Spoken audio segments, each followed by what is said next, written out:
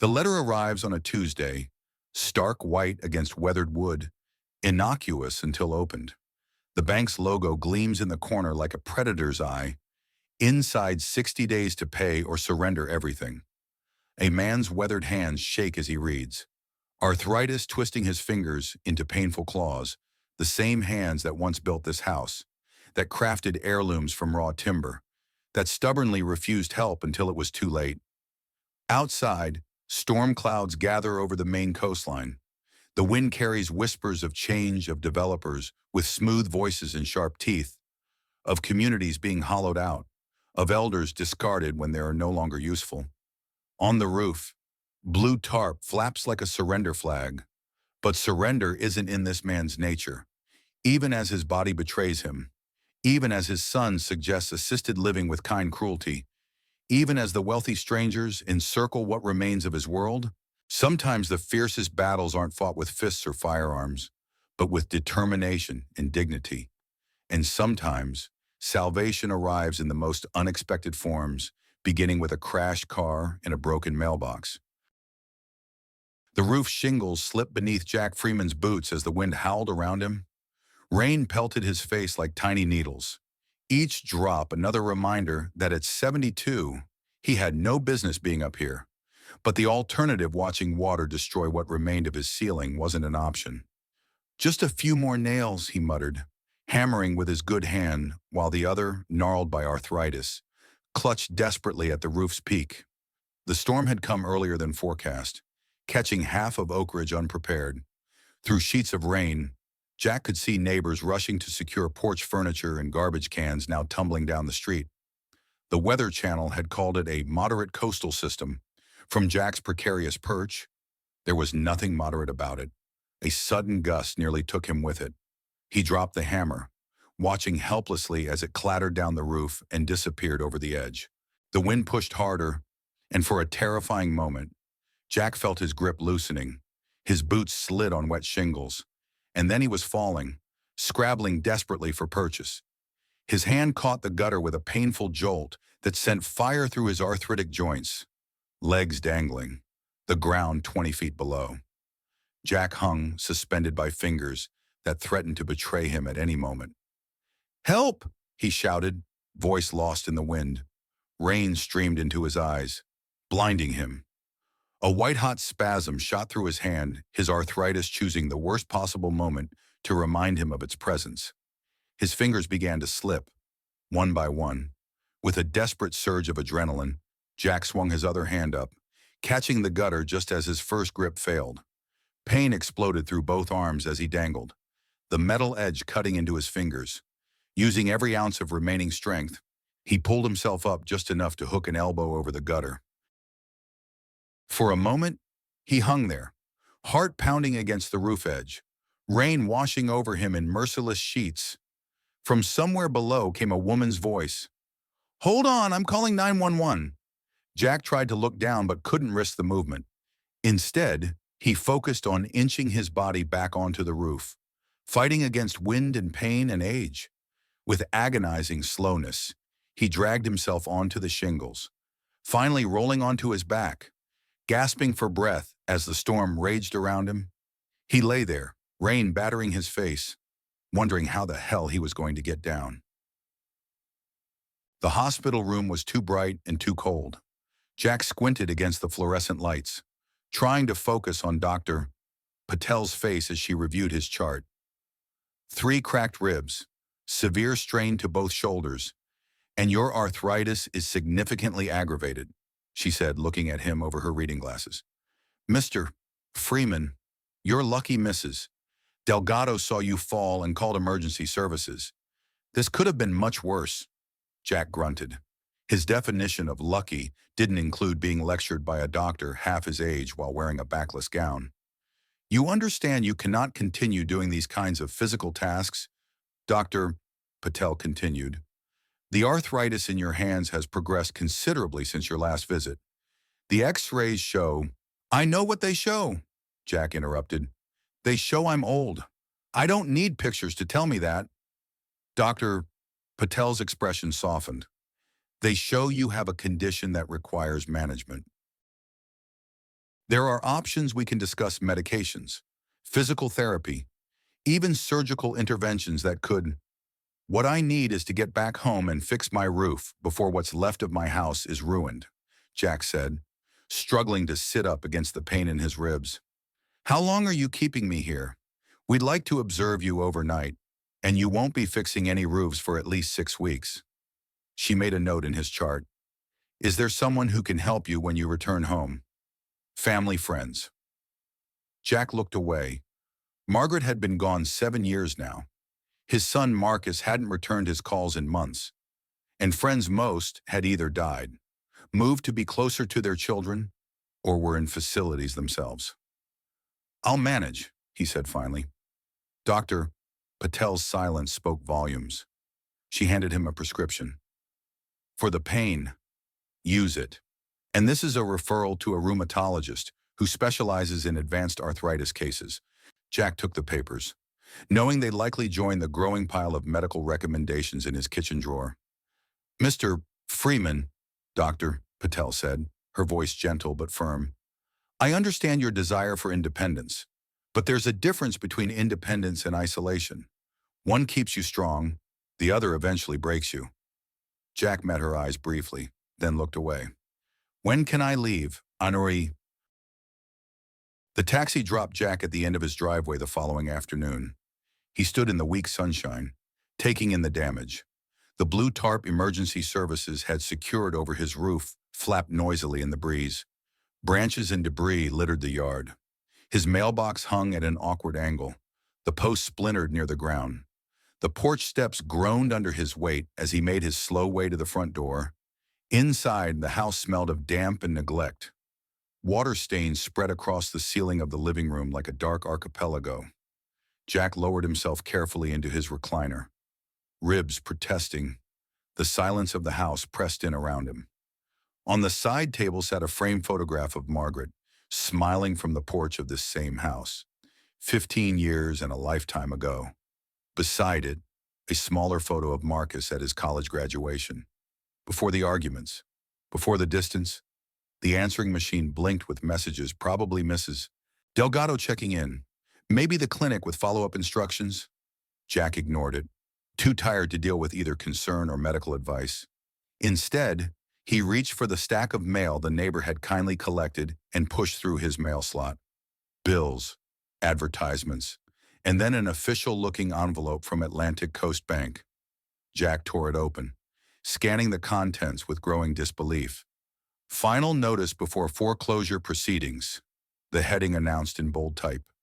The letter detailed missed payments, penalties, interest rate adjustments, and a total amount due of $45,682.17.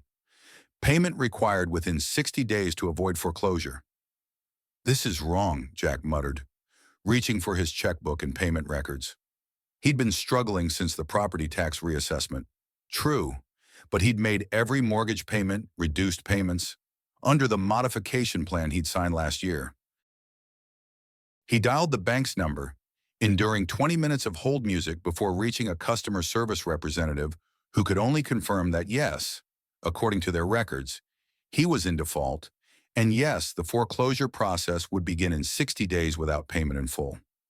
But I've made every payment under the modification agreement, Jack insisted, voice rising. I'm showing that your modification was provisional, sir, pending final approval, which was denied 3 months ago. Notices were sent. I never received any notice of denial.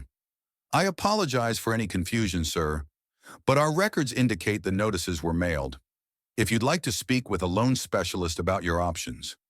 Jack hung up, hands shaking with rage and fear. $45,000 in 60 days. The impossibility of it settled over him like a weight. The Freeman family had built this house in 1952. Jack's father had laid the hardwood floors with his own hands. Jack and Margaret had raised Marcus here, marked his growth on the kitchen doorframe, celebrated Christmas mornings in the living room, now threatened by water damage. Every corner held memories, and now some bank was threatening to take it all away because of paperwork he'd never received. Outside, the wind picked up again, the tarp on the roof snapping like a sail. Another storm was coming, both literally and figuratively, and Jack had no idea how he was going to weather either one. The Atlantic Coast Bank branch occupied a brick building on Oak Ridge's Main Street, across from the town hall and next to what used to be Hendrick's Hardware before it became an artisanal soap shop catering to summer tourists. Jack had known Bill Hendricks. They'd played high school football together. Now Bill lived in a retirement community in Florida, and his family store sold lavender bath bombs to vacationers. Jack pushed through the heavy glass doors, the weight sending a jolt of pain through his injured ribs. Inside, the bank was all polished surfaces and potted plants. A young woman with a practiced smile directed him to take a seat in the waiting area. 20 minutes later, Jack found himself across a desk from Timothy Wells, assistant branch manager, whose tie matched the bank's logo colors and whose smile didn't reach his eyes. "I understand your concerns, Mr. Freeman," Wells said after Jack explained the situation, "but the documentation is quite clear. Your modification was provisional, and unfortunately, you didn't meet the income requirements for final approval." "Then why did you cash my reduced payments for 3 months after supposedly denying me?" Jack demanded. "Those payments were applied to your account, but were insufficient to maintain current status. Hence the default." Wells slid a glossy folder across the desk. "We do have several options that might help your situation. There's our senior reverse mortgage program, which many of our older clients find." "I'm not here for more loans," Jack interrupted. "I'm here because there's been a mistake. I never received any notice that my modification was denied." Wells' smile tightened. "While I sympathize, Mr. Freeman, our records indicate the notices were sent to your address of record. If you'd like to file a formal dispute, I can provide the necessary forms, but I should warn you that the process can take 90 to 120 days to resolve, during which time your foreclosure would still proceed." Jack felt his temper rising. "So you're telling me I'm about to lose my home because of your paperwork error, and there's nothing I can do about it?" "I'm saying there are options, sir, but disputing our processes may not be the most productive." "Productive?" Jack's voice rose, drawing glances from other customers. "What would be productive is for you to admit your bank made a mistake and fix it." Wells' smile disappeared entirely. "Mr. Freeman, I understand this is upsetting, but I'm going to have to ask you to lower your voice, or what you'll throw me out like you're throwing me out of my home." A security guard appeared at Wells' nod. "Sir, I need you to calm down or I'll have to escort you from the premises." Jack stood, ignoring the pain in his ribs. "Don't bother. I'm leaving. But this isn't over." He turned too quickly, his arthritic knee buckling. As he stumbled, he grabbed the desk for support, sending Wells' computer monitor crashing to the floor. The security guard moved forward, gripping Jack's arm. "Sir, you need to leave now." "Get your hands off me," Jack growled, yanking his arm away. The sudden movement sent pain shooting through his injured ribs. "That's it," the guard said, taking Jack's arm more firmly. "Let's go!" Jack found himself half-walked, half-dragged across the bank's polished floor, past the staring customers and whispering tellers, his face burning with humiliation. Outside, the guard released him with a warning. "Don't come back today, sir."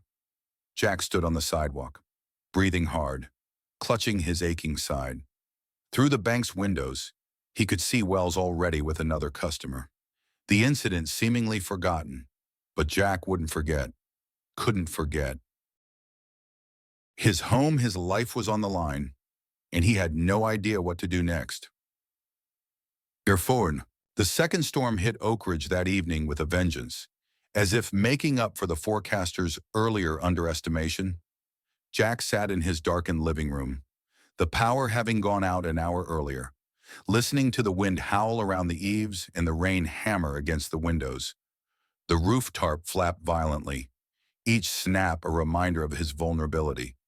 His mind circled endlessly around the bank's ultimatum. $45,000 in 60 days. Impossible.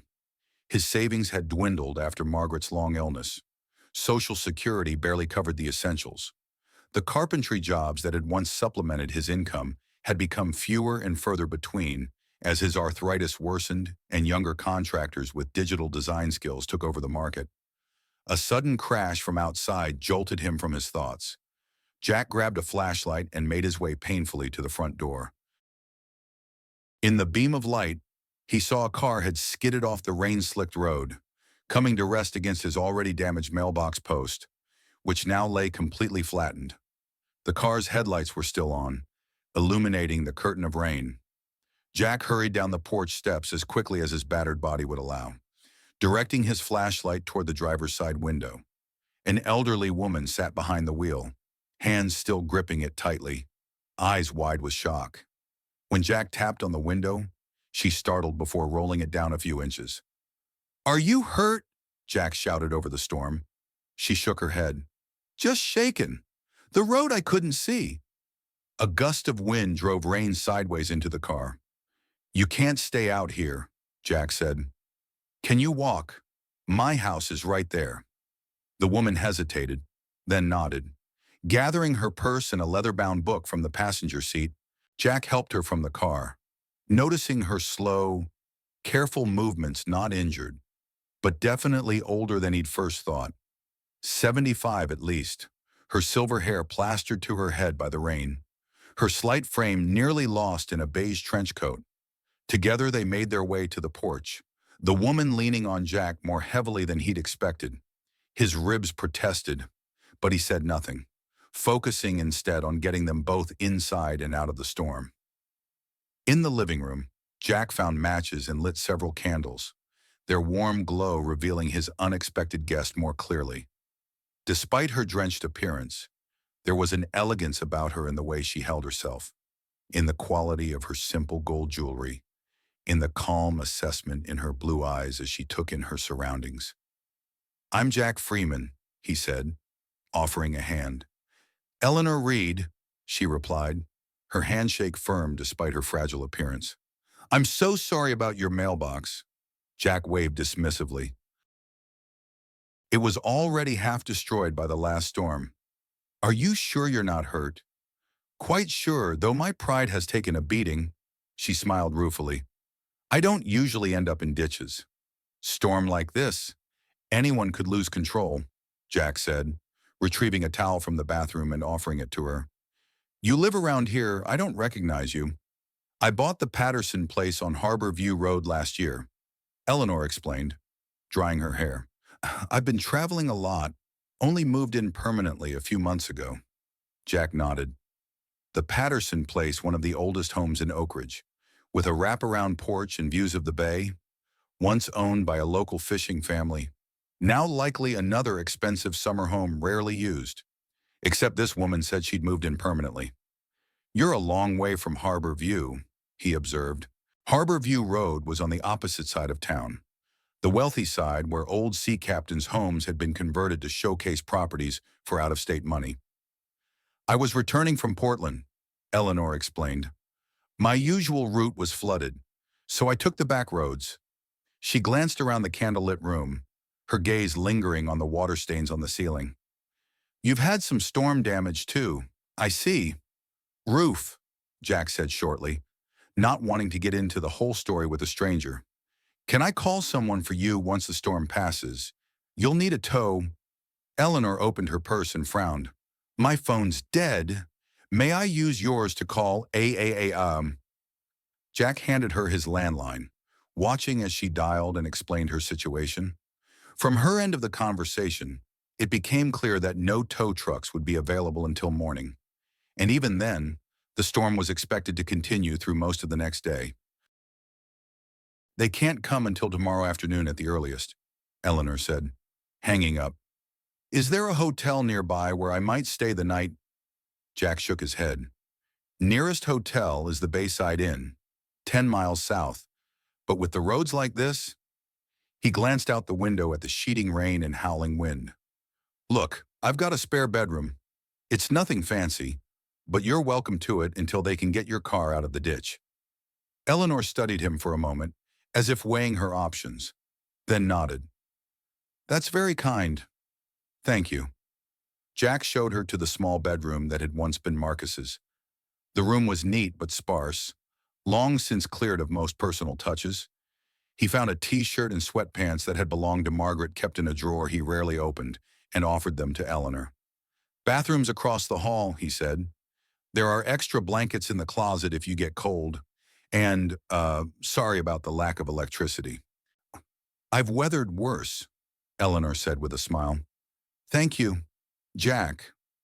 Left alone in the living room, Jack sank into his recliner, suddenly aware of how exhausted he was. The events of the past 2 days, the fall, the hospital, the bank, and now this unexpected guest had drained him completely. Through the walls, he could hear water running as Eleanor used the bathroom. There was something surreal about having a stranger in his house after so many years of living alone. Margaret would have handled it better, would have had fresh towels and a proper meal to offer. Jack closed his eyes, just for a moment, and was startled awake some time later by a light touch on his shoulder. I'm sorry to wake you, Eleanor said, now dressed in Margaret's clothes that were slightly too large for her slender frame. But I heard noises from upstairs. I think water might be coming in. Jack struggled to his feet, ignoring the protest from his ribs, and grabbed the flashlight. Sure enough, a steady drip was coming from the ceiling in the upstairs hallway, forming a puddle on the hardwood floor. Damn tarp must have come loose, Jack muttered, grabbing a bucket from the hall closet and positioning it under the leak. I'll have to fix it when the storm passes. Eleanor watched him mop up the excess water with towels. You mentioned roof damage. What happened? Jack straightened slowly, wincing. Shingles were damaged in the last storm. I was trying to patch it when... He gestured vaguely at his ribs. When you fell, Eleanor finished, her eyes sharp with understanding. That's why you're moving like every step hurts. Jack felt oddly exposed under her perceptive gaze. It's fine. Just some bruised ribs. And the arthritis in your hands, she added, nodding toward his gnarled fingers. Not exactly ideal for roofing work. Jack's defenses rose. I manage. I'm sure you do, Eleanor said, her tone neutral. But perhaps not everything needs to be managed alone. Before Jack could respond, the flashlight beam caught something on the small table in the hallway. Eleanor's leather-bound book, open to a page filled with neat handwriting. Eleanor followed his gaze and quickly closed the book. Just some notes, she said, a slight edge to her voice. I find writing things down helps me keep track. Jack nodded, not missing the hint of defensiveness. Everyone had their secrets, their private battles. Who was he to pry? We should try to get some sleep, he said instead. Storm might ease by morning. But as he lay in bed later, listening to the wind and rain batter the house, Jack found himself thinking about his unexpected guest. There was something about Eleanor Reed that didn't quite fit the typical profile of Oak Ridge's wealthy newcomers. A self-sufficiency, a watchfulness in her eyes, and that book filled with notes she seemed almost protective of. In the darkness, Jack's concerns about the bank and the foreclosure threat receded slightly, replaced by curiosity about the woman sleeping down the hall, and the strange twist of fate that had brought her to his damaged doorstep on this stormy night. Morning brought watery sunshine and a temporary lull in the storm. Jack woke stiff and sore, each movement a painful reminder of his fall. The house was quiet as he made his way downstairs, wondering if Eleanor was still asleep. Instead, he found her in the kitchen, where she had somehow managed to make coffee on his gas stove, despite the continued power outage.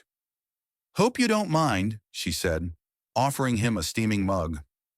I'm useless without caffeine in the morning. Not at all, Jack said, accepting the coffee gratefully. Through the kitchen window, he could see Eleanor's car still in the ditch, the crushed remains of his mailbox post beneath its front wheel. I checked the weather report on my phone after charging it in the car, Eleanor said, following his gaze. They're saying another band of the storm will hit by afternoon. AAA might not make it before then. Jack nodded, surprisingly unbothered by the prospect of his guest staying longer. There was something comforting about having another person in the house, even a stranger. "I need to see how bad the roof damage is," he said, finishing his coffee. "While we have this break in the weather," Eleanor frowned. "Should you be climbing around with your injuries?" "I'm not climbing anywhere, just going to check from the ground." Outside, the damage was worse than Jack had feared. The blue tarp had partially torn away, exposing a section of roof to the elements. No wonder there had been leaks, and from what he could see, the existing water damage would only worsen when the next band of the storm arrived. "That doesn't look good," Eleanor observed, having followed him outside. Jack shook his head grimly. "Need to secure that tarp better, at minimum. But what I really need is proper repairs before the ceiling gives way entirely." "Couldn't you hire someone?" Jack laughed humorlessly. "Roofers in coastal Maine after a storm, they're booked months out, and they don't come cheap." He didn't add that his financial situation made even basic repairs a luxury he couldn't afford. Eleanor seemed about to say something else when her attention was caught by something visible through the open door of Jack's detached garage. "Is that a wood shop?"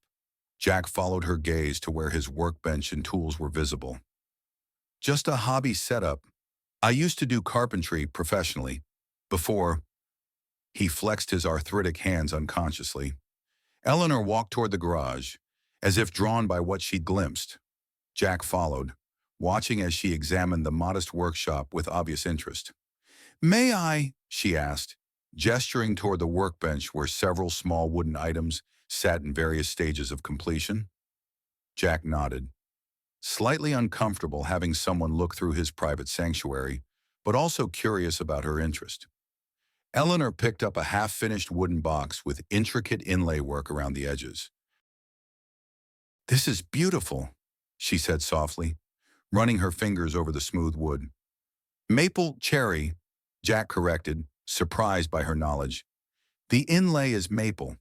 She set down the box and moved to a small cabinet against the wall.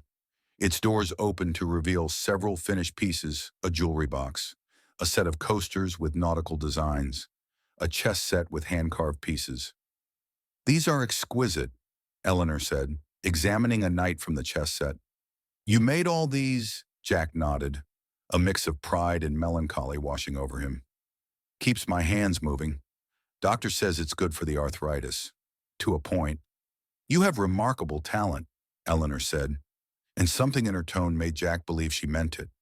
Not the polite compliments he sometimes received from neighbors or the pitying encouragement from his doctor, but genuine appreciation.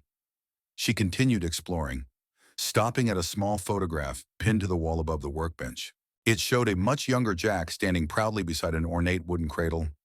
"That was for Marcus, my son," Jack explained. "His mother was still pregnant when I made it." "It's lovely," Eleanor said. "Does he have children of his own now?" Jack's expression clouded. "No. He's in Boston, works in finance. We don't talk much these days." Eleanor nodded, not pressing further. Her attention moved to a series of framed pencil sketches showing furniture designs. "Are these yours as well?" "Some are mine. Others were my father's. He taught me the trade." "A family legacy," Eleanor murmured. "That's becoming rare these days." A gust of wind interrupted their conversation, rattling the garage door. The sky had darkened again, the brief reprieve ending as the next band of the storm approached. "We should get back inside," Jack said, as they hurried toward the house, rain beginning to fall once more. Eleanor paused to look at the ruins of her mailbox. "I'm truly sorry about that," she said. "I'll pay for a replacement." "Of course. Don't worry about it," Jack said automatically. It was on its last legs anyway. Inside, they settled in the living room as the storm intensified again. Jack found himself telling Eleanor about the history of the house, about his father building it after returning from Korea, about the wood shop that had once been a thriving business from the garage before larger contractors and home improvement chains had squeezed out local craftsmen. Eleanor listened attentively, asking thoughtful questions that suggested a genuine interest rather than mere politeness. In turn, she shared bits of her own history, a career in publishing, now retired, widowed 5 years earlier, relocating to Maine after a lifetime in New York City. I wanted peace, as she explained. Space to think. The Patterson place has both in abundance. Quite a change from New York, Jack observed. Eleanor smiled. Change can be good, even when it's challenging. Sometimes, especially then. The conversation flowed easily between them, two strangers finding unexpected common ground. As afternoon turned to evening and the storm continued to rage, Jack found himself more relaxed than he had been in months. Despite the water damage spreading across his ceiling and the foreclosure notice sitting on his desk. When Eleanor excused herself to use the bathroom, Jack noticed she took her leather-bound book with her. Curious, he glanced toward the hallway, wondering again about those careful notes he'd glimpsed. She returned a few minutes later, the book tucked under her arm, and their conversation resumed. But Jack caught moments when Eleanor seemed to lose track of what they were discussing, a brief confusion crossing her features before she recovered. And occasionally, she would discreetly check her book, as if confirming details. It wasn't until they were preparing a simple dinner on the gas stove, canned soup and crackers, the best Jack could offer under the circumstances, that he noticed Eleanor staring at a kitchen cabinet, her expression blank. Eleanor, he prompted gently. She blinked, then smiled too brightly. I'm sorry, I was just thinking about… What were we discussing? Bowls, Jack said, watching her carefully. For the soup. Of course. Her smile remained fixed, but Jack could see uncertainty in her eyes. He opened the cabinet and handed her two bowls. As she took them, their fingers brushed, and Eleanor seemed to come back to herself. Jack, she said quietly, setting the bowls down. I should probably explain something. He waited, giving her space to continue. I have what the doctors call mild cognitive impairment, she said, her voice steady despite the difficulty of the admission. It's not quite Alzheimer's, at least not yet, but… She gestured to the book she'd left on the counter. That's why I keep notes. Names, dates, conversations, things I might forget. Jack nodded slowly, pieces falling into place. That's why you reacted when I noticed your book last night. Yes, Eleanor admitted. I'm not very good at having people know. It feels like showing weakness. I understand that, Jack said, thinking of his own stubborn pride, his refusal to accept help even when he clearly needed it. Most days are good, Eleanor continued, but stress, unfamiliar environments, they can make it worse temporarily. And I imagine crashing my car and staying with a stranger during a storm qualifies as stress. Despite the seriousness of her disclosure, Jack found himself smiling. I would think so, yes. Eleanor returned his smile, relief visible in her expression. Thank you for not making a fuss about it. We've all got our battles, Jack said simply. Some are just more visible than others. They ate their soup in companionable silence, the storm providing background music to their thoughts. Jack found himself wondering about this woman's life, how she managed her condition while living alone, whether she had family nearby, what had really brought her to Oak Ridge. Later, as they prepared for another night without electricity, Eleanor paused at the bedroom door. Jack, may I ask you something personal? He nodded, curious. The water damage upstairs. Your concern about the roof? Is it just the storm? Or is there something more going on?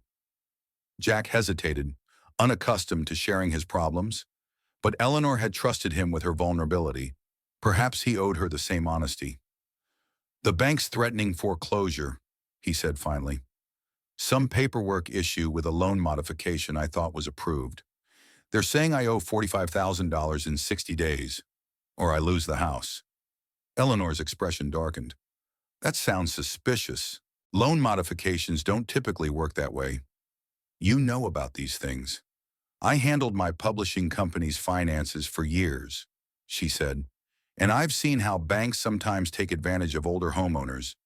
Do you have the paperwork? The original modification agreement? Jack nodded. Somewhere in my office. But the bank claims it was only provisional, and I never received the denial notice they say they sent. I'd like to look at those documents in the morning. If you'll let me, Eleanor said. Sometimes a fresh pair of eyes can spot things. Jack found himself agreeing, though he wasn't sure what she could possibly find that would help. Still, her confidence was reassuring in a way he hadn't expected. Good night, Jack, Eleanor said, turning toward the bedroom. And thank you, not just for the shelter, but for understanding. After she'd gone, Jack sat alone in the darkened living room, listening to the storm and reflecting on the strange twist of fate that had brought Eleanor Reed into his life at precisely this moment. Whether it would make any difference to his situation remained to be seen. But for the first time since receiving the foreclosure notice, he felt a small spark of hope. Outside, the wind howled around the eaves, and somewhere in the night, another piece of the tarp tore free from the damaged roof. But inside, despite the gathering storm, both literal and figurative, Jack Freeman slept more soundly than he had in weeks. The next morning brought clearing skies and the return of electricity. Jack woke to the sound of the refrigerator humming back to life and the ceiling fan spinning lazily above his bed. Through his window, he could see patches of blue between the clouds, the storm finally moving offshore. Downstairs, he found Eleanor already awake, seated at his cluttered desk in the small home office off the living room. She wore yesterday's now-dry clothes and had her silver hair pulled back in a simple knot. Spread before her were Jack's financial documents, neatly organized into piles. "I hope you don't mind," she said, looking up as he entered. "I couldn't sleep, and I thought I might get a head start." "You've been busy," Jack observed, taking in the ordered stacks of papers that had previously been shoved haphazardly into folders and drawers. "I've always found organization clarifying," Eleanor replied, "and I think I may have found something interesting in your loan paperwork." Jack pulled up a chair beside her, trying to ignore the twinge in his ribs. "What kind of something?" "Look at this." Eleanor pointed to a clause in his original loan modification agreement. "This states clearly that your modification becomes permanent after 3 consecutive payments under the new terms, which you made." "Correct." Jack nodded. "Every month, on time." "And here," she continued, indicating another document, "is the provisional approval they referenced. But the conditions for final approval don't include any income verification beyond what you already provided." She pulled out a calculator. "Furthermore, the amount they're claiming you owe doesn't match their own payment records. Even if the modification was denied, the payments you made should have been applied to the principal and interest based on the original loan terms, which would put your arrearage closer to $30,000, not $45,000. Jack stared at her, impressed despite himself. "You got all that from one morning with my paperwork." Eleanor smiled slightly. "As I said, I handled finances for years, and—" She hesitated. "This isn't the first time I've seen this pattern." "What pattern?" "Predatory lending practices targeting older homeowners," Eleanor said, her expression hardening, "particularly in areas experiencing increased property values due to vacation home development." Jack thought about the changes in Oak Ridge over the past decade, the influx of wealthy summer residents, the conversion of working fishermen's cottages into Instagram-worthy getaways. The steady pressure on locals to sell as property taxes rose with each new luxury development. "You think they're deliberately trying to push me into foreclosure?" The idea seemed far-fetched, yet disturbingly plausible. "I think it's worth investigating further," Eleanor said carefully. "Have you received any offers to buy your property recently?" Jack thought back. "A few form letters from real estate companies, and some development group Horizon. Something sent a representative around a few months ago. I told them I wasn't interested." Eleanor's eyebrows rose. "Horizon Development. That sounds right. Why, you know them?" "They've been very active in coastal property acquisition throughout New England," Eleanor said, "sometimes using aggressive tactics." A knock at the front door interrupted their conversation. Jack rose stiffly to answer it, finding a tow truck driver on his porch. "Got a call about a car in a ditch," the man said, gesturing toward Eleanor's vehicle. "That would be mine," Eleanor said, appearing behind Jack. Though I'm afraid I've done some damage to Mr. Freeman's mailbox in the process. The driver assessed the situation. Shouldn't be a problem getting you out. Mailbox post is a goner, though. I can replace that, Jack said automatically. Let me pay for it, Eleanor insisted. It's the least I can do after you've given me shelter through the storm. And perhaps, she glanced back at the financial documents spread across his desk. Perhaps we can continue our discussion about those other matters as well. Jack studied her for a moment. This elegant, perceptive woman who had crashed into his life as unexpectedly as she had crashed into his mailbox. Something told him that accepting her help with the mailbox might lead to accepting her help with the far more serious threat to his home. Pride warred with practicality in his mind. He'd always handled his own problems, relied on no one but himself since Margaret's death. But Dr. Patel's words echoed in his memory. There's a difference between independence and isolation. One keeps you strong, the other eventually breaks you. All right, he said finally. I could use a new mailbox post and maybe some advice on dealing with banks that don't play fair. Eleanor's smile was warm with understanding. I think we can manage both.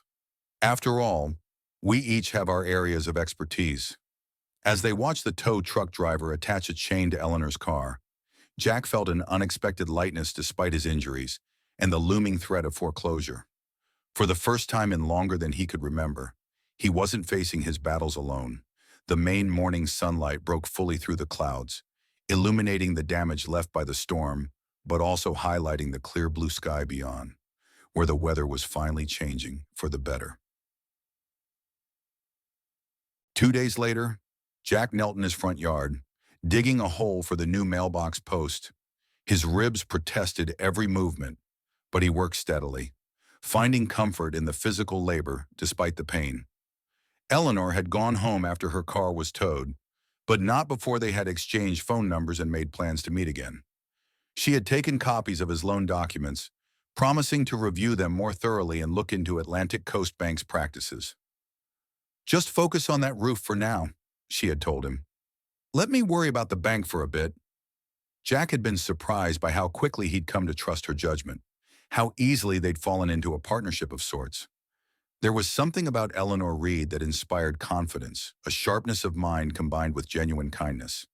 He was tamping down soil around the new cedar post when a sleek black SUV pulled into his driveway. A man in his 30s emerged, dressed in a suit that seemed too formal for Oak Ridge's casual atmosphere.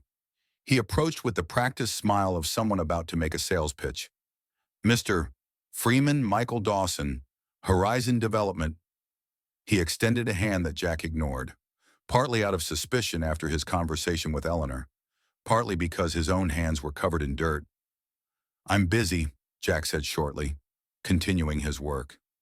I can see that, Dawson said, undeterred. Quite a storm we had. I noticed your roof took some damage.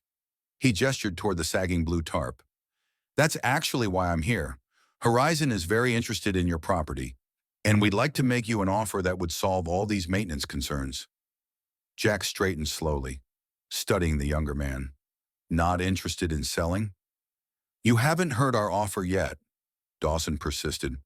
We're prepared to be very generous. The Oak Ridge Marina development will transform this area, and your property is ideally situated for our plans. Marina development, Jack repeated, feeling a cold weight settle in his stomach. This was the first he'd heard of any marina project. Dawson smiled. It's going to revitalize the entire town. Luxury condominiums, a state-of-the-art marina facility, high-end retail. Oak Ridge will become the premier coastal destination in Maine. And what happens to the people who already live here, the ones who can't afford luxury anything? The developer's smile didn't falter. Progress creates opportunities for everyone, Mr. Freeman, and our offer would allow you to relocate comfortably without worrying about. His gaze moved meaningfully to the damaged roof, the aging siding, the old car in the driveway. Maintenance issues? Jack drove the shovel into the ground with more force than necessary. Like I said, not interested. Perhaps this will change your mind. Dawson pulled an envelope from his jacket pocket. A preliminary offer in writing. I think you'll find the figure quite compelling. Despite himself, Jack took the envelope, curious about what they thought his family home was worth. The number on the document inside almost made him whistle. $350,000 was indeed far more than he'd expected, but it was still well below what similar waterfront properties had sold for recently. And more importantly, this was his home, his father's home, the place where his family had lived for 3 generations. Not enough, he said, handing the paper back. Dawson's expression hardened slightly. Mr.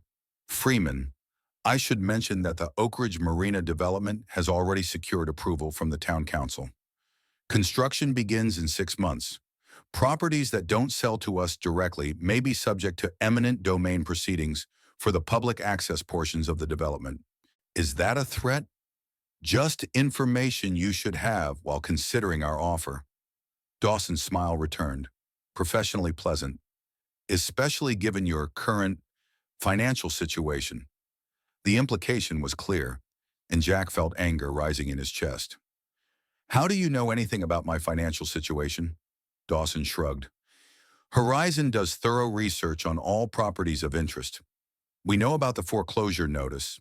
Mr. Freeman, our offer would more than cover what you owe the bank, with plenty left over for a comfortable retirement.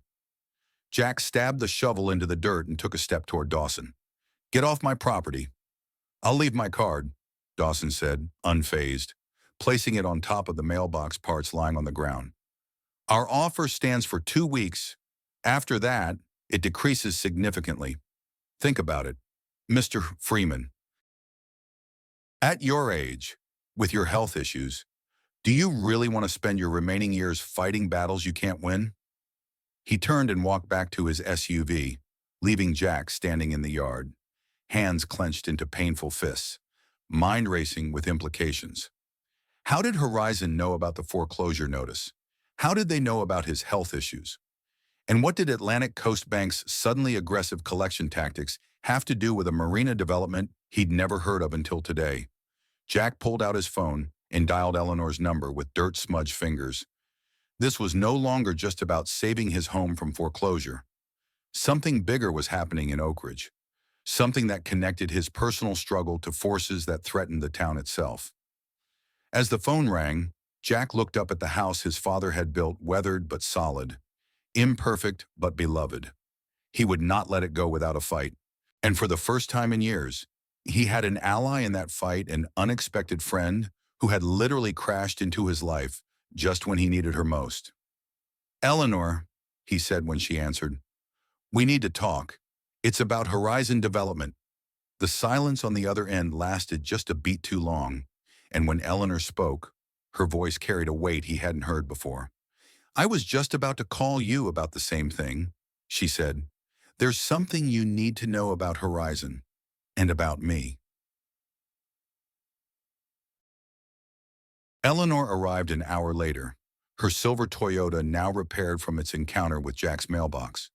She parked beside the half-finished mailbox installation and made her way carefully up the walkway, carrying a leather portfolio and her ever-present notebook. Jack met her at the door, struck again by the quiet elegance she maintained despite her casual clothing, khaki pants and a blue cardigan over a simple white shirt. If he hadn't known about her cognitive impairment, he would never have guessed she faced any health challenges at all. You look like you've had an unsettling morning, she observed, taking in his expression. Had a visitor from Horizon Development, Jack confirmed, leading her inside. Seemed to know an awful lot about my personal business. In the living room, Eleanor settled onto the couch while Jack took his usual recliner. The water stain on the ceiling had grown noticeably larger overnight, a reminder of problems that couldn't wait much longer for solutions. Before we discuss Horizon, Eleanor began, there's something I need to tell you. She hesitated, fingers tapping lightly on her notebook. I haven't been entirely forthcoming about my background. Jack waited, curious but not alarmed. There had been something about Eleanor from the beginning that suggested depths beyond the simple story she'd shared. I didn't exactly retire from publishing, she continued. I was the CEO and majority shareholder of Reed and Blackwell Publishing for 30 years. When I sold the company 5 years ago, after Thomas, my husband, died, I found myself with more money than I knew what to do with. Jack's eyebrows rose. Reed and Blackwell was a major name in the publishing world. Even he had heard of it. So you're wealthy, yes. Eleanor smiled slightly. Though I prefer not to broadcast it. Since selling the company, I've focused on what Thomas and I always planned to do in retirement, supporting small businesses and local economies through targeted investments and grants. You're an investor, Jack said, pieces falling into place. The elegant clothes, the Patterson place, her extensive knowledge of finance. Among other things, Eleanor agreed. I'm particularly interested in preserving traditional crafts and skills, woodworking, boat building, the trades that formed the backbone of New England communities before tourism took over. She leaned forward. Which brings me to Horizon Development. Jack nodded, thinking of Dawson's visit. They want to build a marina here. Luxury condos, high-end retail, the works. It's more than that, Eleanor said grimly. Horizon is owned by Burlington Capital Partners, a private equity firm known for aggressive development tactics in coastal communities. They buy up properties, often using questionable methods to pressure vulnerable homeowners, then push through massive development projects that price out locals and destroy the character of historic towns. Like foreclosures that shouldn't be happening, Jack suggested. Exactly. And I suspect your situation isn't unique. Eleanor opened her portfolio and spread several documents on the coffee table. After looking at your loan paperwork, I had my assistant check county records for similar cases in Oak Ridge. In the past year, there have been 14 foreclosure proceedings initiated by Atlantic Coast Bank, all on properties within the footprint of the proposed marina development. Jack whistled softly. That can't be coincidence. It gets worse, Eleanor continued. Atlantic Coast Bank was acquired last year by a subsidiary of Burlington Capital. Jack finished, the pattern becoming clear. Eleanor nodded. They're using the bank to force out homeowners who won't sell voluntarily. I've seen this playbook before in other communities. Jack rose and paced the room. Anger building. So they're deliberately pushing people into foreclosure to get their land cheaper. That's got to be illegal. It's certainly unethical and likely violates several banking regulations. Eleanor agreed. But proving it requires evidence beyond the pattern of foreclosures. We need internal communications, documentation of the relationship between the bank and the development company. And how do we get that? Eleanor smiled, a spark of the business executive she'd once been showing through her reserved exterior. I still have some contacts in the financial world, and resources most individuals don't. But I need to know, are you willing to fight this? Not just for your home, but potentially for others in Oak Ridge who may be facing similar tactics. Jack stopped pacing and looked at her directly. My father built this house. He taught me that a man stands up for what's right, even when it's hard, especially then. He flexed his arthritic hands, feeling the familiar pain but also the strength that remained. I'm in, whatever it takes. Eleanor nodded, satisfaction in her eyes. Good, because I have a proposition for you, and it starts with fixing that roof properly. Before she could elaborate, they were interrupted by the sound of a car door slamming in the driveway. Jack moved to the window and felt his heart skip a beat at the sight of the familiar figure striding toward the house. It's Marcus, he said softly. My son. Eleanor closed her portfolio quickly. I can leave if you need privacy. No, Jack said, surprising himself with the certainty in his voice. Stay, please. I have a feeling I might need an ally. The knock came seconds later. 3 sharp raps that spoke of impatience. Jack opened the door to find his son looking exactly as he had at their last tense meeting 9 months earlier. Trim, professionally dressed. His face bearing the same strong Freeman jawline but none of Jack's weathered character. Dad, Marcus said, his gaze moving past Jack to take in the water stains on the ceiling, the general shabbiness of the house, and finally landing on Eleanor, who had risen from the couch, I tried calling. You didn't answer. Phone's been acting up since the storm, Jack lied, not wanting to admit he'd been screening calls. Come in. This is Eleanor Reed, a friend. Marcus's expression registered surprise at the presence of a woman in his father's house. He nodded politely to Eleanor before turning back to Jack. Mrs. Delgado called me, he said. Told me about your fall from the roof. Why didn't you tell me? Jack shrugged, uncomfortable with the concern in his son's voice. Their relationship had been strained for years, deteriorating further after Margaret's death when Marcus had pushed Jack to sell the house and move to a retirement community closer to Boston. It wasn't serious, just some bruised ribs. You could have been killed, Marcus countered, a familiar edge of frustration entering his voice. And now I hear you're having financial troubles too. The bank called me, Dad, as your listed emergency contact. Jack felt a flush of anger. The bank had no right to discuss my finances with you. They're concerned, and so am I. They said you've fallen behind on payments, that foreclosure proceedings have begun. Marcus ran a hand through his hair, a gesture so like Jack's own that it momentarily diffused his anger. Why didn't you tell me things had gotten this bad? I can handle my own affairs, Jack said stiffly. Eleanor cleared her throat softly. Perhaps I should leave you two to talk. No need, Marcus said quickly. I won't be staying long. I just came to give my father some papers to consider. He pulled a folder from his briefcase. Information on Brookside Meadows. It's an excellent retirement community outside Boston. Very well regarded. They have an opening for immediate occupancy. Jack stared at the glossy brochure his son was offering. You want me to move to a retirement home. I want you to be safe, Marcus insisted. This house is falling apart. You can't maintain it. You can't afford it, and it's becoming dangerous for you to even try. Brookside has full medical care, activities, people your own age. I'm not going to some facility to die, Jack interrupted. This is my home. It's a burden you can no longer manage. Marcus's composure cracked, revealing the worry beneath. Dad, be reasonable. You're 72 with advancing arthritis. You fell off the roof trying to do repairs you should have hired out. The place needs tens of thousands in work that you can't afford. And now the bank is foreclosing. What's your plan?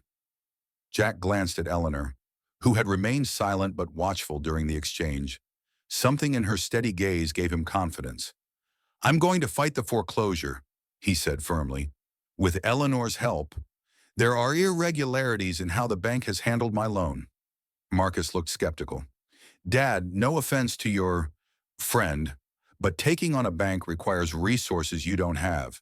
Even if there were irregularities, the legal fees alone would be prohibitive. Actually, Eleanor interjected smoothly, I have some experience in these matters, and resources that might surprise you. Marcus studied her more carefully. I don't mean to be rude, but who exactly are you to my father? How did you two meet? I crashed into his mailbox during the storm, Eleanor said with a small smile. He was kind enough to offer shelter. And as for who I am, she hesitated, glancing at Jack, who nodded. I'm the former CEO of Reed and Blackwell Publishing, and I believe your father is being targeted by predatory lending practices connected to a development project that threatens more than just this house. Marcus's expression shifted from skepticism to confusion. Reed and Blackwell. The publishing company, Eleanor nodded. I sold my controlling interest 5 years ago. Now I focus on community investment and preserving traditional industries in places like Oak Ridge. She gestured toward Jack. Your father's craftsmanship is exactly the kind of skill that deserves preservation, not displacement by luxury condos. Marcus looked between them, clearly struggling to process this new information. I don't understand. Are you two in some kind of business relationship now? We're discussing possibilities, Jack said, finding an unexpected pleasure in his son's bewilderment. Eleanor has some interesting ideas about combining my woodworking with her investment experience. Ideas that would allow your father to keep his home while creating a sustainable income stream, Eleanor added, But first, we need to address the immediate threats, the roof repairs, and the foreclosure issue. Marcus shook his head. This is crazy. Dad, you barely know this woman, and suddenly you're making business plans. What happened to, I can handle my own affairs? Jack felt a flash of irritation. Accepting help isn't the same as giving up independence. It's about recognizing when you need allies. And where was this wisdom when Mom and I begged you to hire help after your arthritis diagnosis? Marcus demanded. When we wanted to bring in a home health aide for Mom during her final months, you were too proud then. But now some stranger crashes into your mailbox and suddenly you're open to allies. The accusation struck home, painful in its accuracy.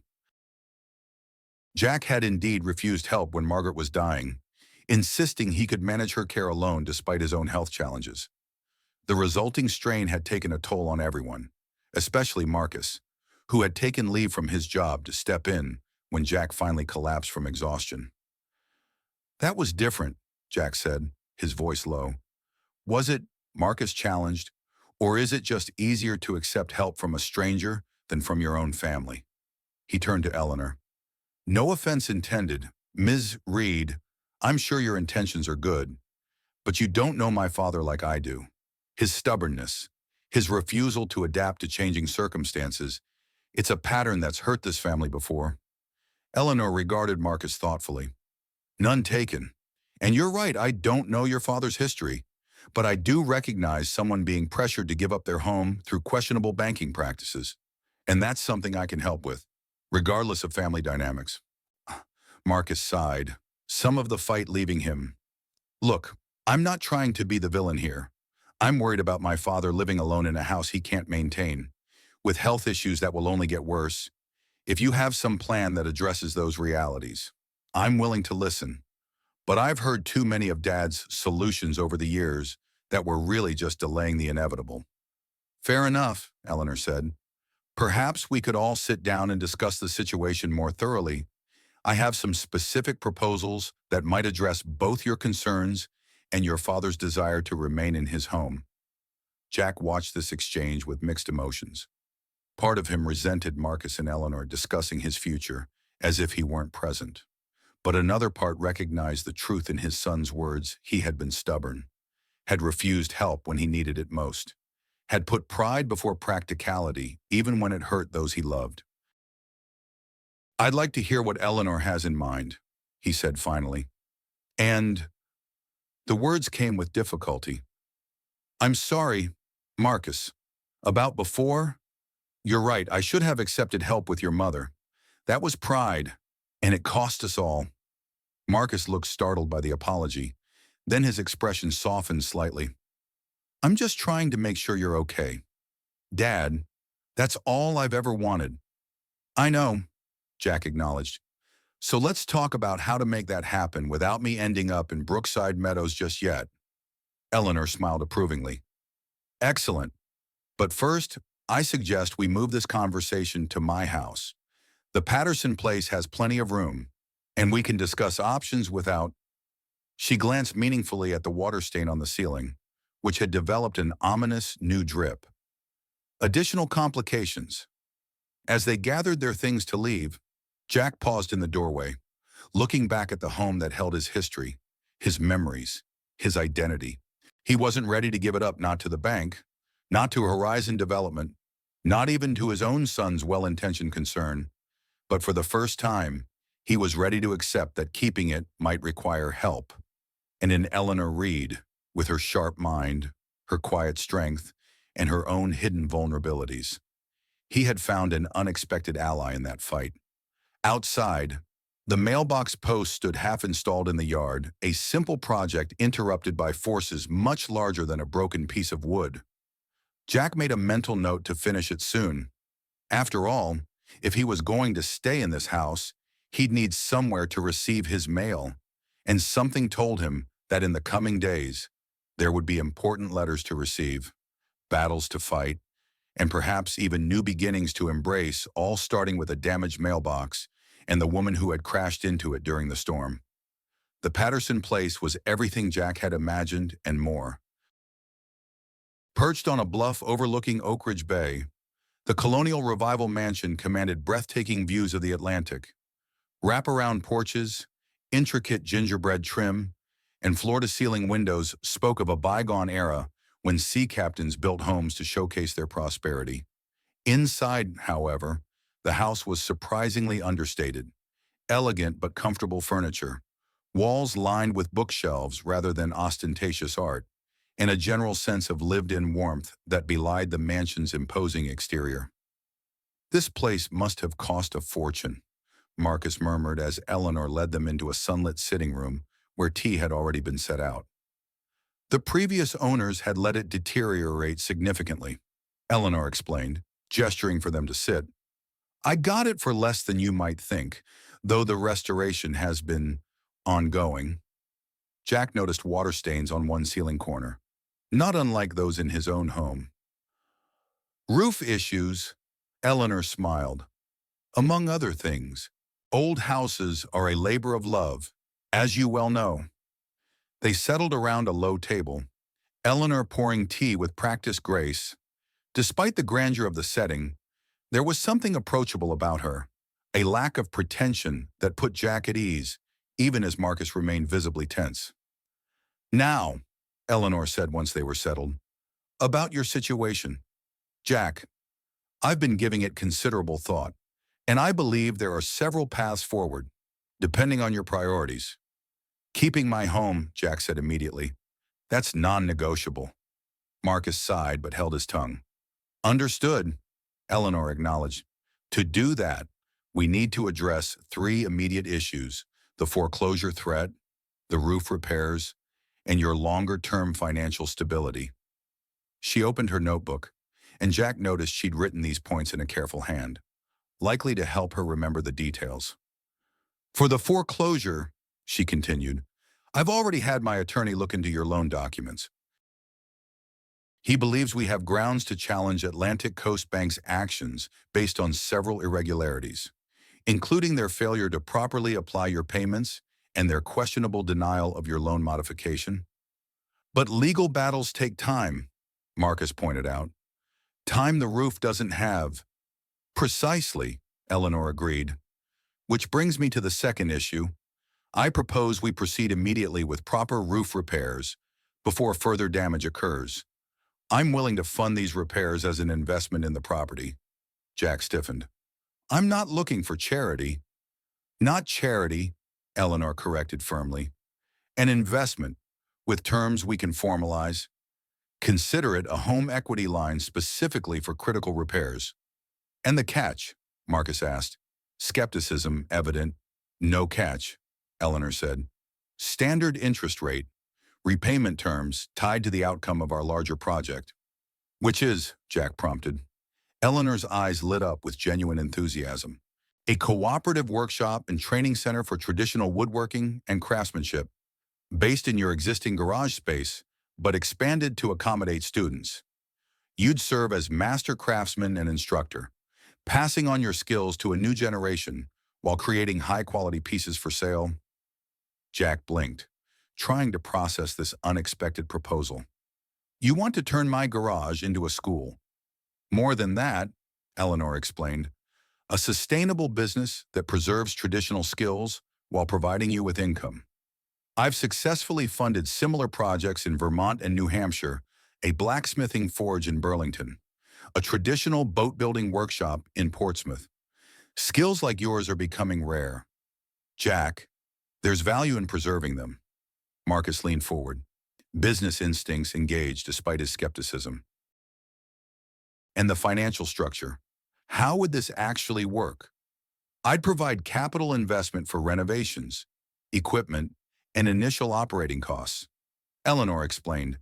"Jack provides the expertise in the property usage rights. We establish it as an LLC with both of you as partners alongside my investment firm. Profits would be shared according to ownership percentages, with priority distributions to Jack to cover his mortgage and property expenses." Jack glanced at his son, surprised by his sudden interest. "You'd want to be involved," Marcus hesitated. "I'm just trying to understand the proposal. It sounds complicated. The details can be, but the concept is simple. Eleanor said. We're creating a business that leverages Jack's skills and property while providing him financial security in a meaningful way to share his craft. She turned to Jack. And importantly, you maintain ownership of your home while transforming part of it into a productive space. Jack rubbed his chin thoughtfully. The idea had merit. He'd always enjoyed teaching the few apprentices he'd had over the years, and working with wood remained his greatest joy, even as his arthritis made it more challenging. What about my health issues? He asked bluntly. The arthritis isn't getting better. We adapt, Eleanor said simply. Design the workshop and teaching methods to accommodate your limitations. Focus on the aspects of woodworking you can still manage comfortably, and bring in assistance for the more physically demanding tasks. She smiled. Besides, your knowledge is as valuable as your hands. Perhaps more so? Marcus shook his head, though Jack could see he was impressed despite himself. This all sounds very nice in theory, but what about the immediate issue? Dad needs $45,000 in less than 2 months to stop the foreclosure. I can provide that as part of the investment, Eleanor said, secured against the property and the business. Of course. But I'm also confident we can challenge the bank's claim successfully, potentially reducing that amount significantly. Jack sat back, mind racing. It was a lot to take in a potential solution that had appeared literally overnight, offered by a woman who'd crashed into his mailbox during a storm. If someone had described this scenario to him a week ago, he'd have dismissed it as fantasy. Why would you do this? He asked Eleanor directly. What's your interest in all this? Eleanor's expression grew more serious. Partly business. I believe these traditional crafts can be economically viable with the right structure and marketing. Partly personal. I've spent my retirement trying to preserve what I see as valuable but endangered skills and communities. She paused. And partly because I recognize something in you, Jack, a stubborn integrity. Yes, but also genuine artistry. I've seen your work. It deserves to continue.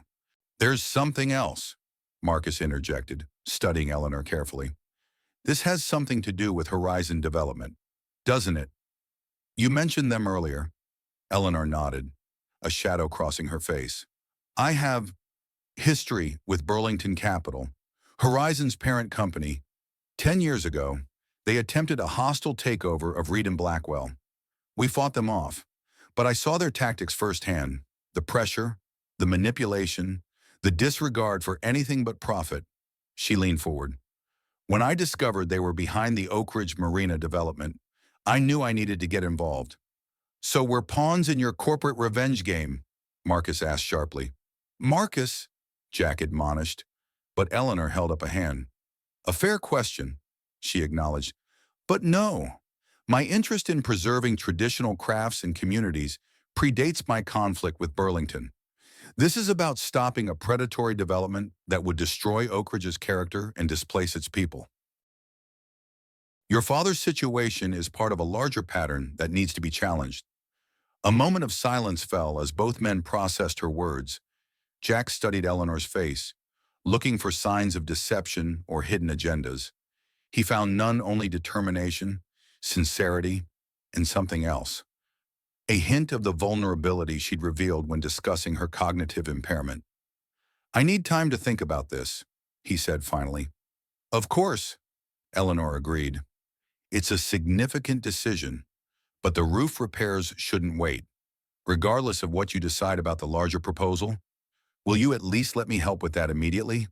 Jack glanced at Marcus, who gave a small nod. All right, he conceded.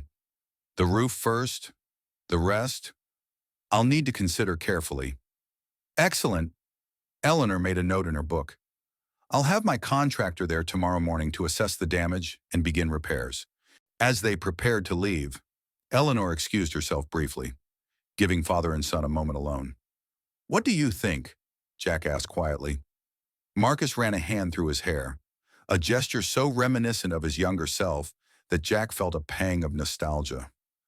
I think it's worth exploring, but carefully. Get everything in writing. Have your own lawyer review any agreements. He hesitated.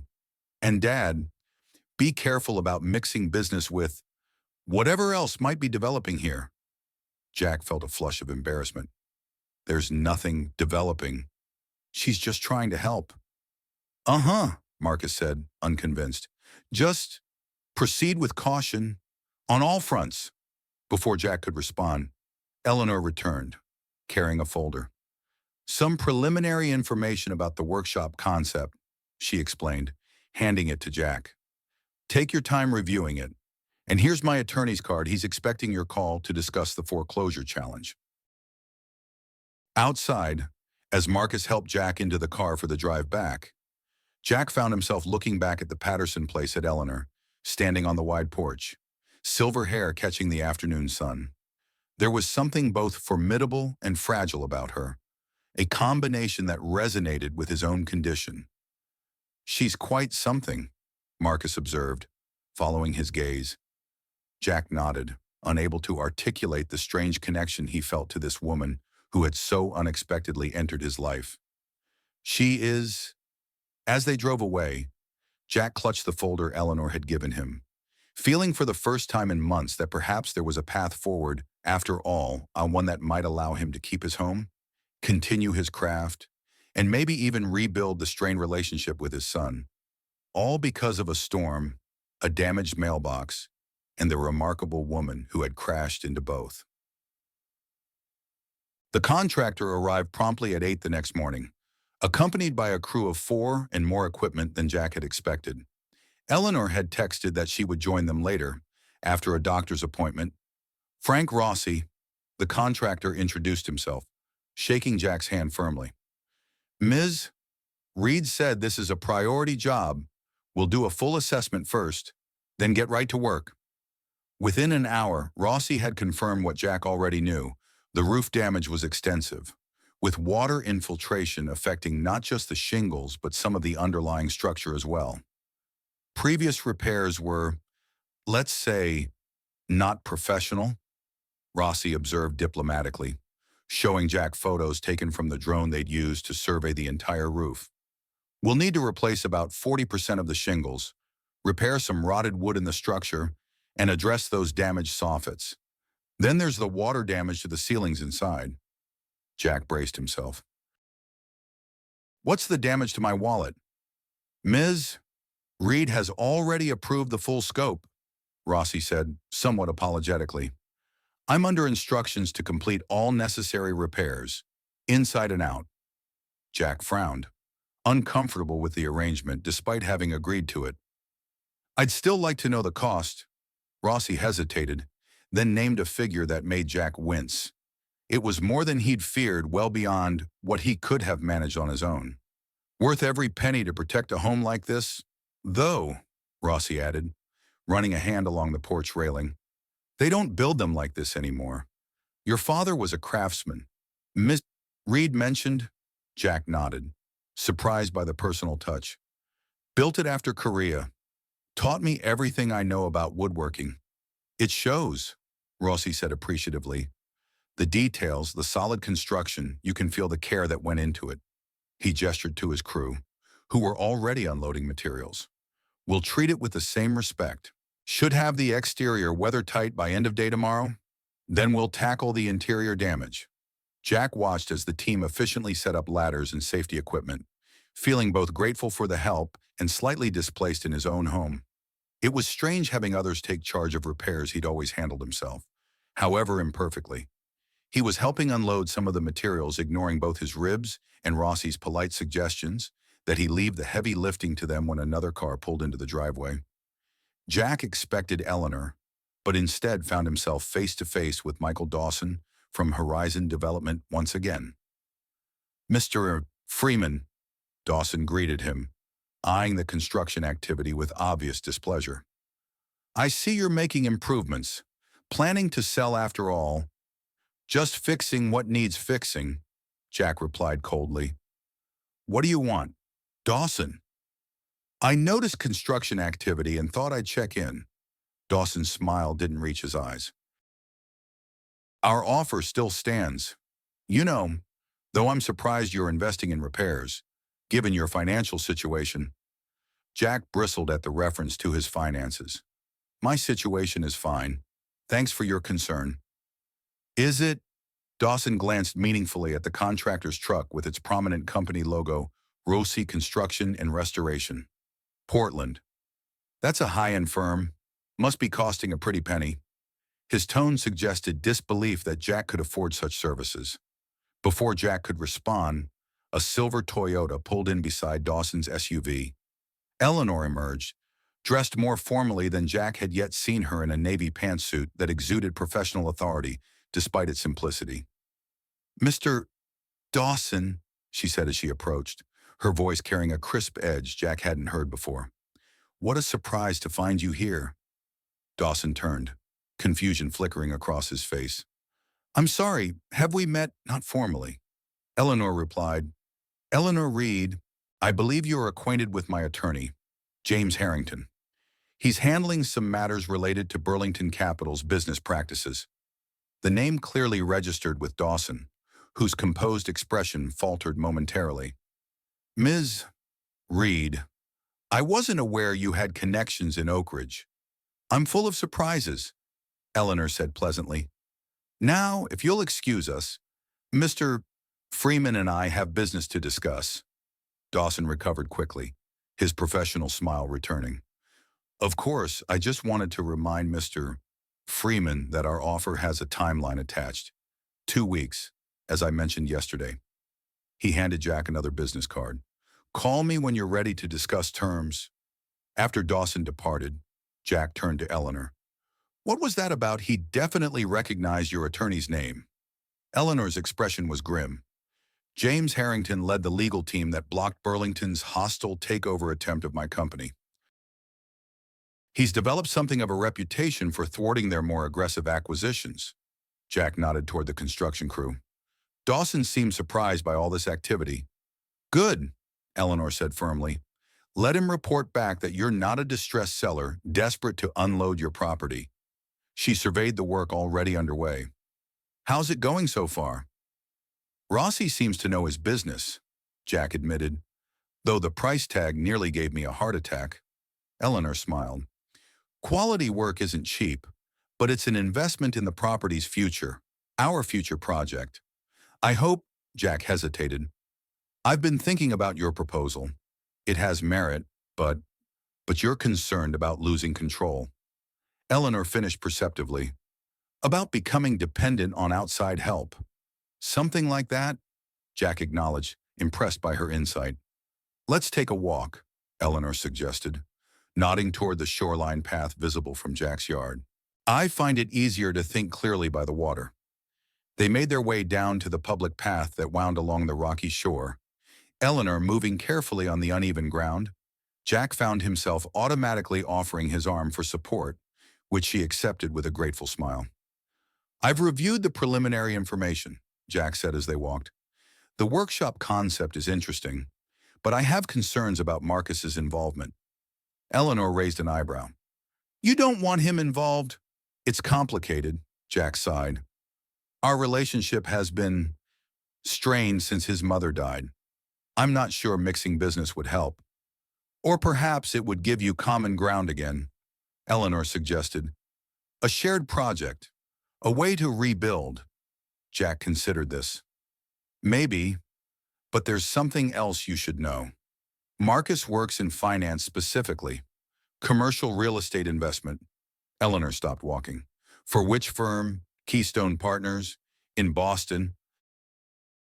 "They're not directly connected to Burlington or Horizon, as far as I know, but it's the same industry. Could create conflicts." Eleanor nodded thoughtfully. "It's good you told me. We can structure things to minimize potential conflicts." She paused. "Jack, may I ask you something personal?" He gestured for her to continue. "What happened between you and Marcus? You don't have to tell me, but it might help me understand the dynamics at play." Jack stared out at the ocean, gathering his thoughts. The question touched on wounds still raw despite the years that had passed. "Margaret, my wife, had early onset Alzheimer's," he said finally. "It started when she was just 58. By 62, she needed constant care." Eleanor's expression softened with understanding. And you took care of her yourself. Jack nodded. I was stubborn, proud, insisted I could handle it alone, even as my arthritis worsened. Refused help from Marcus, from home health services, from everyone. He swallowed hard. I was wrong. By the time I admitted it, I was near collapse from exhaustion, and Margaret's condition had deteriorated badly without proper care. That's when Marcus stepped in, took leave from his job, moved home for 3 months, arranged proper medical support, organized her care. Jack's voice grew rough with emotion. Did what I should have done much earlier. If I had, maybe she wouldn't have. Maybe things wouldn't have gotten so bad so quickly. Eleanor was quiet for a moment. You blame yourself for her decline. And Marcus blames me too, Jack confirmed. He never said it directly, but I know. He thinks my pride hurt his mother, and he's right. So now when he pushes you to move to assisted living, it feels like he's saying I can't be trusted to make good decisions. Jack finished. And the hell of it is, maybe he's right about that too. They had reached a small bench overlooking the bay. Eleanor sat, patting the space beside her. When Jack joined her, she surprised him by taking his hand. When I was diagnosed with mild cognitive impairment, she said quietly, my first instinct was to hide it, from my colleagues, my friends, even from myself to some extent. I was Eleanor Reed, CEO, known for my sharp mind and strategic thinking. The idea of losing that, of becoming dependent on others, terrified me. Jack listened, struck by the parallel to his own stubbornness. It took me nearly a year to accept help, Eleanor continued, to start using the memory techniques, the notes, the systems that now allow me to function effectively despite my condition. And even now, I struggle with the vulnerability it creates. How did you get past it? Jack asked. The pride, the fear. Eleanor smiled sadly. I realized that accepting help wasn't surrendering my independence. It was adapting to preserve it. By acknowledging my limitations and working around them, I could continue to live on my terms. She turned to face him directly. Jack, asking for help isn't weakness. Sometimes it's the strongest thing we can do. And sometimes it gives others the chance to show their love in tangible ways. The wisdom of her words resonated deeply. Jack thought of Marcus, of all the times his son had reached out only to be rebuffed by Jack's stubborn insistence that he needed no assistance. I've been a fool, he said quietly. You've been human, Eleanor corrected gently. We all struggle to accept change, especially changes that threaten our self-image. She released his hand and pulled out her notebook, writing something carefully. I need to remember this conversation, she explained with a small smile. It matters to me. Jack watched her, struck again by the courage it took for her to face her condition so directly, to adapt rather than deny. Perhaps there was a lesson there for his own situation. I want to move forward with your proposal, he said decisively. The workshop, the training center, all of it. But I want Marcus fully involved, as an equal partner. It's time I stopped pushing him away. Eleanor's face lit up with approval. I think that's an excellent decision, for the business and for your family. As they walked back toward the house, Jack felt a weight lifting from his shoulders. The path ahead was still uncertain, filled with challenges both financial and personal. But for the first time in years, he wasn't facing those challenges alone. And perhaps that would make all the difference. 3 days later, Jack stood in his newly repaired living room, marveling at the transformation. Rossi's team had worked with remarkable efficiency, replacing the damaged roof sections, repairing the interior water damage, and even repainting the affected ceilings. The house felt solid again, protected against the elements in a way it hadn't been for years. Eleanor and Marcus were due to arrive any minute for what Eleanor had termed their official partnership meeting. Jack had spent the morning cleaning, wanting the house to look its best despite the lingering evidence of years of bachelor living. When the doorbell rang, Jack was surprised to find not just Eleanor and Marcus, but also a distinguished-looking man in his 60s carrying a leather briefcase. Jack, this is James Harrington, My attorney, Eleanor explained as they entered. He's been looking into the foreclosure situation and has some interesting news. After introductions and coffee, they gathered around the dining table that Jack had cleared of its usual clutter. Harrington opened his briefcase and extracted several folders. Mr. A. Freeman, I've reviewed your loan documents thoroughly and compared them with county records. The attorney began. What I've found is, frankly, disturbing. Atlantic Coast Bank appears to be engaging in a pattern of what we call strategic foreclosures within the footprint of the proposed marina development. Meaning, Jack prompted, they're deliberately pushing certain property owners into foreclosure to facilitate acquisition by Horizon Development. Harrington explained, in your case, they improperly applied payments, retroactively canceled your loan modification without proper notification, and calculated your arrearage using an interest rate higher than your loan agreement specifies. Marcus leaned forward, professional interest engaged. That's fraud, isn't it? At minimum, it's actionable misconduct, Harrington confirmed. I've prepared a complaint to file with the State Banking Commission and a separate civil action against Atlantic Coast. But more importantly, I've uncovered something that gives us significant leverage. He produced a document and placed it on the table. This is an internal memo from Atlantic Coast Bank, inadvertently included in another client's loan file. It explicitly discusses coordination with Horizon Development to identify acquisition targets within the marina project area, with specific mention of using aggressive collection tactics to facilitate property transfers. Jack stared at the memo, anger building as he read the cold, calculating language discussing people's homes, his home as mere obstacles to be cleared for development. So we fight them, he said, looking up. Take them to court. We could, Harrington agreed, and we'd likely win, eventually. But litigation takes time during which they could still move forward with foreclosure proceedings while we seek injunctive relief. What's the alternative? Marcus asked. Harrington smiled slightly. Leverage. This memo constitutes evidence of potentially illegal collusion between the bank and the developer. The Banking Commission would take a very dim view of such practices, as would federal regulators. You're suggesting we threaten them, Jack said, understanding dawning. I prefer negotiate from strength, Harrington corrected. My proposal is that we approach Atlantic Coast with what we've found and offer a settlement. They correct your loan accounting, reinstate your modification permanently, and waive all penalties and fees they've improperly assessed. And if they refuse, Eleanor asked, then we file complaints with state and federal regulators, initiate a civil action, and, Harrington's smile turned predatory, contact the other 13 homeowners facing similar foreclosures to discuss a class action lawsuit. Marcus whistled softly. That would get their attention. Indeed, Harrington agreed. Banks fear few things more than class action litigation and regulatory scrutiny.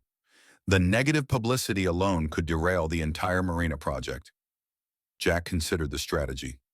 So instead of paying them $45,000, we threatened to expose their scheme. Essentially, yes, Harrington confirmed. Though I'd advise settling your legitimate arrears once they've been properly calculated, likely closer to $20,000, by my estimate. Shows good faith on our part. Jack glanced at Eleanor, who nodded encouragingly. Do it, he decided. Let's fight back.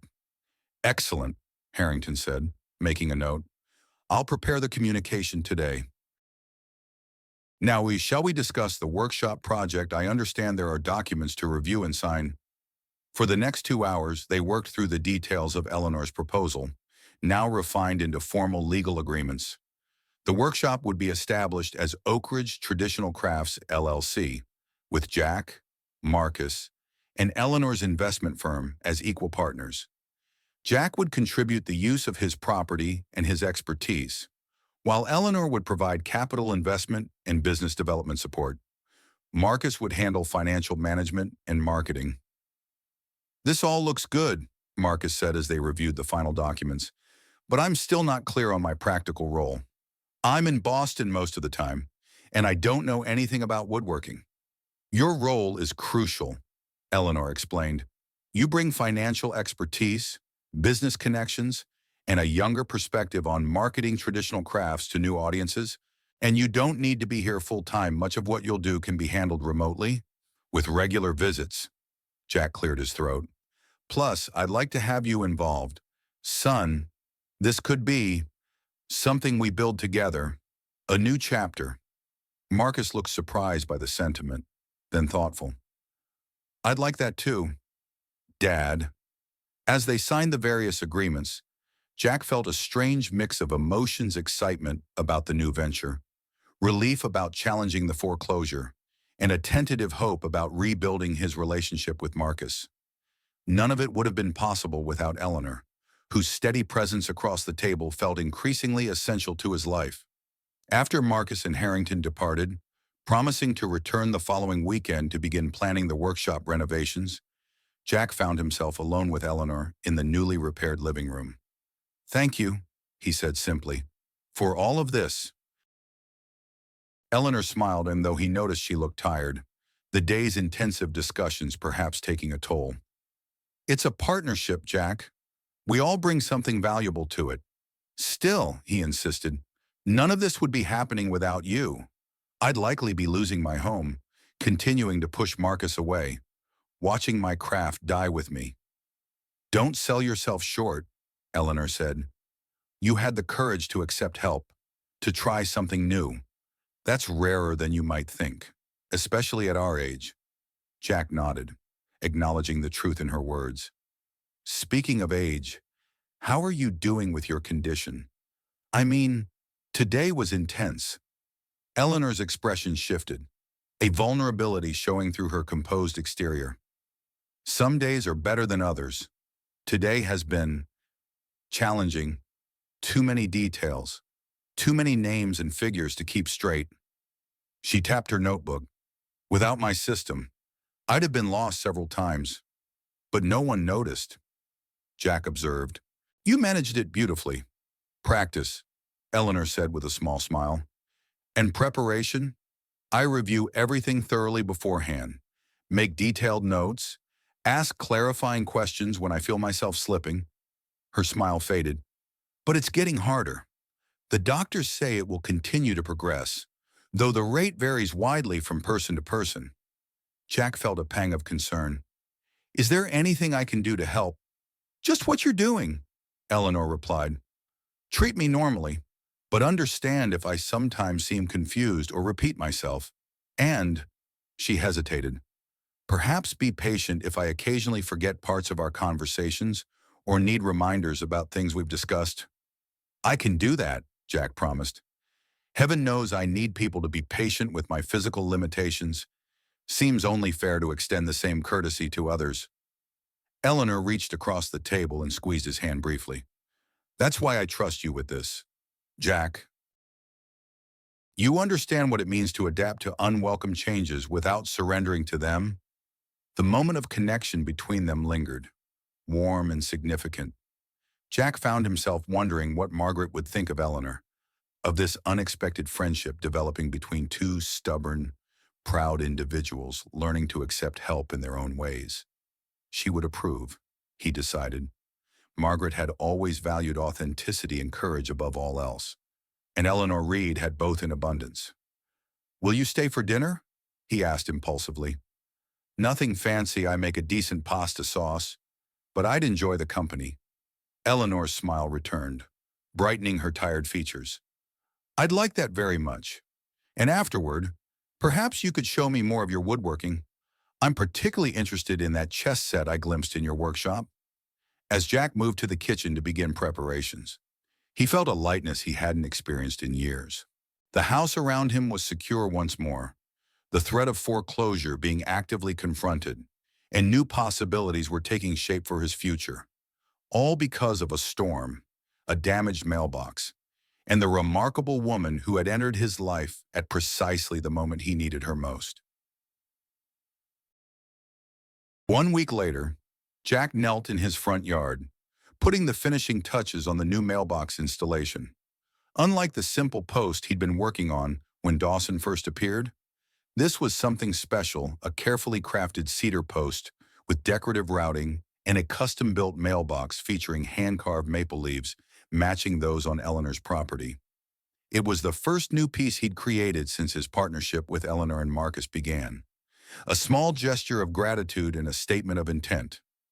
This house, this property, would not be surrendered to Horizon Development or Atlantic Coast Bank. It would remain his home, but also become something more, a place where traditional craftsmanship could be taught, preserved, and celebrated. As he worked, Jack was vaguely aware of a car slowing on the street. He didn't look up until he heard the vehicle stop and a door open. "That's quite an upgrade from the standard post I destroyed," Eleanor observed, approaching with a smile. She looked well-rested today, dressed casually in slacks and a light sweater against the autumn breeze. Jack straightened slowly, mindful of his healing ribs. Seemed appropriate, given everything that's happened because of that broken mailbox? Eleanor examined the carving with obvious appreciation. "It's beautiful. Jack, truly." She ran her fingers over the maple leaves. "Are these meant to match the ones at the Patterson place?" "You noticed," Jack said, pleased. "Thought it would be fitting, a connection between our properties, given our new partnership." "I'm honored," Eleanor said softly, "and I have some news that might make this moment even more appropriate." She held up an envelope. "James just called. Atlantic Coast Bank has agreed to our terms. They're correcting your loan accounting, reinstating the modification permanently, and waiving all improper fees and penalties." Jack stared at her, hardly daring to believe it. "Just like that. They're backing down." "Not quite just like that," Eleanor clarified with a smile. "James had to be quite persuasive. Mentioned the internal memo, the pattern of suspicious foreclosures, the potential for regulatory investigation and class action litigation. They initially tried to negotiate, but ultimately decided the risk wasn't worth it." Relief flooded through Jack, a tension he'd been carrying for weeks finally releasing. "So I keep my home. No foreclosure." "No foreclosure," Eleanor confirmed. "Though you'll still need to make the regular modified payments." "Of course, but those should be manageable once the workshop begins generating income." Jack set down his tools and impulsively pulled Eleanor into a hug. She stiffened momentarily in surprise, then relaxed, returning the embrace. "Thank you," he murmured against her silver hair. "I don't have words adequate for what this means to me." When they separated, Eleanor's cheeks were flushed slightly, but her eyes were bright with pleasure. "Partnership. Remember, we all contribute what we can." Jack nodded, then turned back to the mailbox. "Help me finish installing this. Seems fitting we should do it together." Together, they secured the new mailbox to its post, Jack guiding Eleanor through the process with gentle instructions. As they worked, a comfortable silence settled between them, the ease of two people no longer strangers, but not quite yet able to define what they were becoming to each other. "Marcus called this morning," Jack said as they tamped down the soil around the post. "He's lined up 3 potential students, already woodworking enthusiasts, willing to pay for private instruction even before we fully set up the workshop." "That's wonderful," Eleanor said. "His marketing background is proving valuable already." Jack nodded, pleased by his son's enthusiasm for the project. Something had shifted in their relationship since the partnership meeting, a tentative warming, a willingness on both sides to move beyond old hurts. "He also mentioned he's taking a week off to help with the workshop renovations," Jack added. "First extended time he's spent here since." He trailed off, not needing to complete the thought. "Since Margaret," Eleanor finished gently. "That's a significant step." "Jack, it is," he agreed, "and I intend to make the most of it." They stepped back to admire their handiwork. The new mailbox stood proud at the end of the driveway, its craftsmanship evident in every detail. No mere functional object, but a statement of permanence, of care, of connection. "There's something symbolic about a mailbox, isn't there?" Eleanor observed. "It's where messages arrive, where communication begins. A threshold between the wider world and one's private domain." Jack nodded, struck by the observation. "Never thought of it that way, but you're right. It's also the first thing people see when they approach your home, a statement about who lives there and what they value. "And what does this one say about you, Jack Freeman?" Eleanor asked with a smile. He considered the question seriously. "That I value craftsmanship, that I take time to do things properly, that beauty and function can coexist." He paused and then added more quietly, "That I'm here to stay." Eleanor's expression softened. All worthy statements. "And now, I believe this calls for a celebration. Dinner at my place tonight. I've invited Marcus as well. He's driving up early for the weekend." "I'd like that," Jack said, gathering his tools. As he straightened, a twinge of pain from his healing ribs reminded him of how this all began, with a fall, a storm, a broken mailbox. Sometimes, he reflected, what initially seems like disaster can become the catalyst for unexpected renewal. His injured body was healing. His home was secure. His relationship with his son was mending. And a new friendship, perhaps, something more, was blossoming with a remarkable woman who understood both his stubborn pride and his genuine craft. As they walked toward the house, Jack noticed Dawson's business card still lying on the ground where he'd left it days earlier. Now rain-soaked and muddy. He picked it up, crumpled it deliberately, and tossed it into the trash can by the porch steps. Eleanor watched the gesture with approval. "Horizon will still try. You know, they won't give up on the marina project easily." "Let them try," Jack said with newfound confidence. "We're not fighting alone anymore." The afternoon sun caught the polished cedar of the new mailbox, highlighting the care that had gone into its creation. It stood as a tangible symbol of Jack's commitment to remaining in his home, to preserving his craft, to building new connections in the autumn of his life. And as Eleanor slipped her hand into his as they climbed the porch steps, Jack realized that sometimes the most important messages don't arrive in mailboxes at all, but in the unexpected encounters and connections that change our lives when we least expect it. The last letter to arrive at the old damaged mailbox had been a foreclosure notice. The first to arrive at this new one would be something altogether different, perhaps an enrollment for the workshop, perhaps a note from a new friend, perhaps an invitation to a future neither of them could have imagined just weeks ago. Whatever it might be, Jack Freeman was ready to receive it, with open hands and an open heart. In the end, a mailbox stands as testament to what remains when storms have passed. Not just wood and brass, but something crafted with intention, much like the bonds forged between unlikely allies facing common threats. Some would say Jack Freeman was lucky that a billionaire's intervention saved him from financial ruin. But those who look closer understand the deeper truth that salvation rarely comes without cost. And sometimes the highest price we pay is surrendering our pride to accept the help we need. The roof no longer leaks.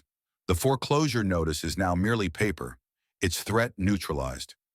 A workshop buzzes with new life as younger hands learn what older ones have always known, that creating something lasting requires both patience and adaptation. And in the quiet moments between battles won and challenges yet to come, two people who have weathered their own private storms find comfort in shared resilience. One with a body that betrays her mind, the other with hands that can no longer create what his heart envisions. Perhaps that's the final lesson of Oak Ridge, that we are all, in our own ways, damaged by time and circumstance, yet still capable of rebuilding what matters most. Not alone, as we once insisted, but together, letter by letter, crafting stories more enduring than the structures we inhabit. What pieces of yourself have you surrendered to preserve what truly matters?